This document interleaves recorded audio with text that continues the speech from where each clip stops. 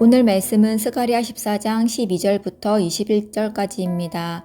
예루살렘을 친 모든 백성에게 여호와께서 내리실 재앙은 이러하니 곧 섰을 때에 그들의 살이 썩으며 그들의 눈동자가 눈구멍 속에서 썩으며 그들의 혀가 입속에서 썩을 것이요 그날에 여호와께서 그들을 크게 요란하게 하시리니 피차 손으로 붙잡으며 피차 손을 들어 칠 것이며 유다도 예루살렘에서 싸우리니 이때에 사방에 있는 이방 나라들의 보아 곧 금은과 의복이 심히 많이 모여질 것이요 또 말과 노새와 낙타와 나귀와 그 진에 있는 모든 가축에게 미칠 재앙도 그 재앙과 같으리라.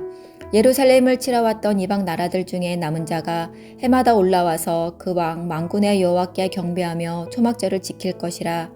땅에 있는 족속들 중에 그 왕 만군의 여호와께 경배하러 예루살렘에 올라오지 아니하는 자들에게는 비를 내리지 아니하실 것인즉 만일 애굽 족속이 올라오지 아니할 때에는 비 내림이 있지 아니하리니 여호와께서 초막절을 지키러 올라오지 아니하는 이방 나라들의 사람을 치시는 재앙을 그에게 내리실 것이라.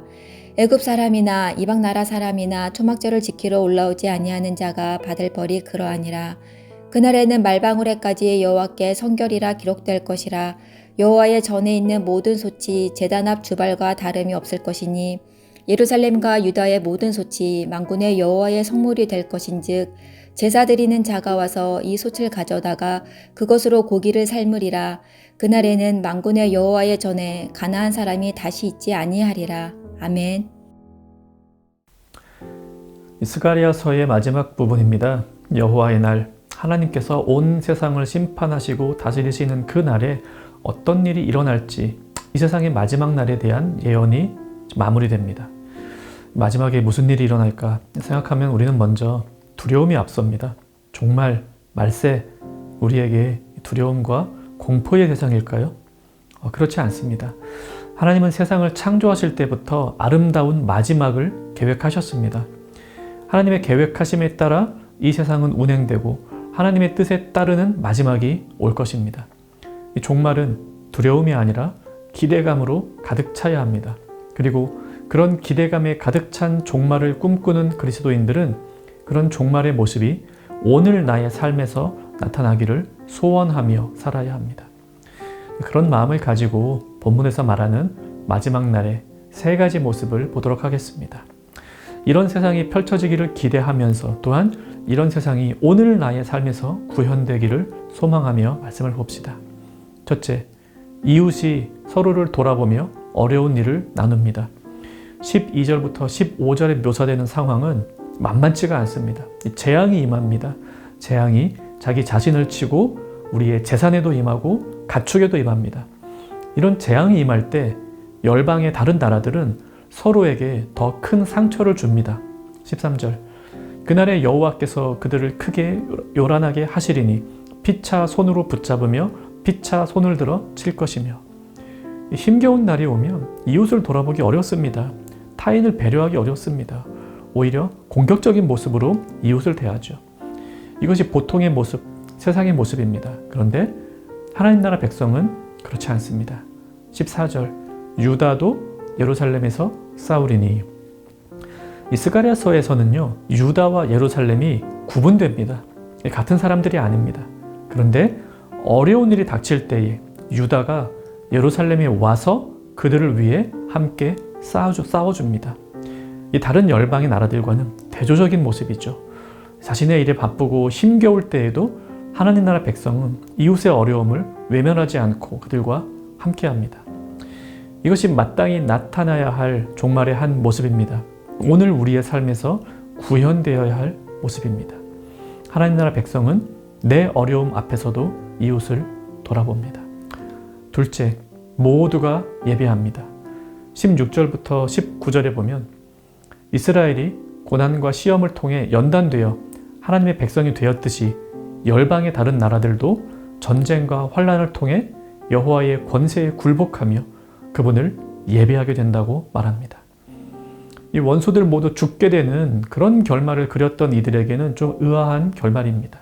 하지만 모든 만물의 창조자이신 하나님께서 원하시는 결말은 이런 것입니다.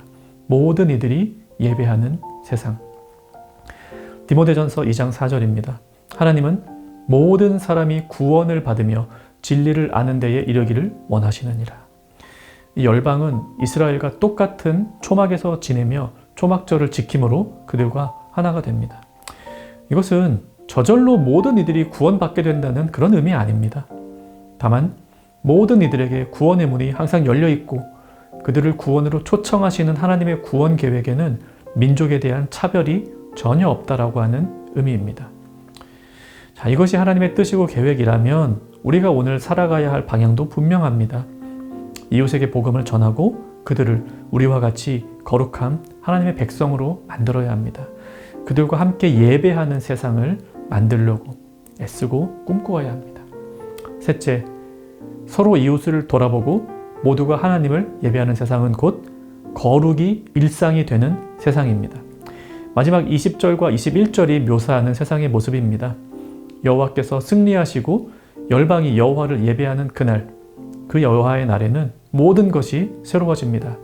20절에 보니 그날에는 말 방울에까지 여호와께 성결이라 기록될 것이라. 또 21절에는 예루살렘과 유다의 모든 솥이 만군의 여호와의 성물이 될 것이다. 이렇게 말합니다. 이 말방울, 솥, 지극히 평범한 물건입니다. 어디서든 볼 수 있고 그 용도도 지극히 일상적입니다. 이런 물건들까지도 다 거룩해진다는 것입니다.